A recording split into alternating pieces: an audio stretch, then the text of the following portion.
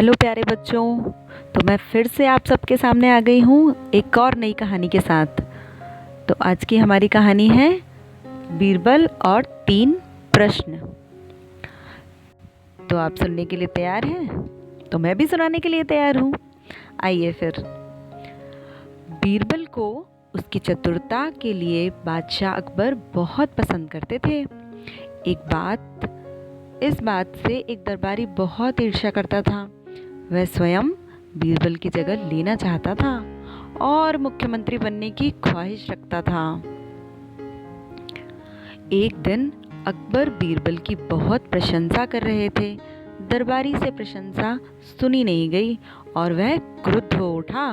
उसने कहा कि यदि बीरबल उसके 3 प्रश्नों का उत्तर दे देगा तो वह उसकी बुद्धि का लोहा मान जाएगा। अकबर ने उसकी बात मान ली। बीरबल के सामने 3 प्रश्न रखे गए। वे प्रश्न थे, पहला प्रश्न था आकाश में कितने तारे हैं।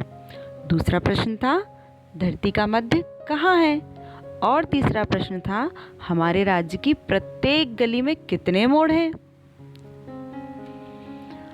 अकबर ने बीरबल से कहा कि यदि वह इन सभी प्रश्नों का या किसी एक का भी उत्तर नहीं दे सका तो उसे मुख्यमंत्री के पद से त्यागपत्र देना होगा। बीरबल सहमत हो गया।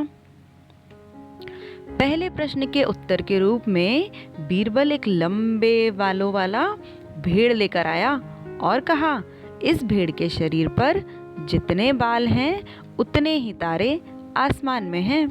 दरबारी जी यदि चाहें तो गिन सकते हैं। अब बारी आती है दूसरे प्रश्न की। तो दूसरा प्रश्न क्या था कि पृथ्वी का मध्य कहाँ है। तो वो बताने के लिए फिर से बीरबल जी ने अपनी चतुर बुद्धि का उपयोग किया और बोला कि दूसरे प्रश्न के उत्तर में बीरबल ने जमीन पर एक गोला खींचा।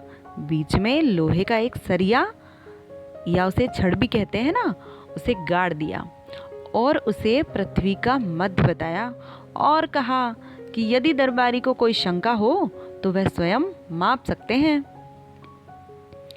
अब 2 प्रश्न हल हो गए थे। अब बचा तीसरा प्रश्न। तीसरा प्रश्न क्या था कि उन्हें उनके राज्य की गली में कितने मोड़ हैं वो बताना था। उसके लिए आइए देखते हैं क्या किया बीरबल जी ने।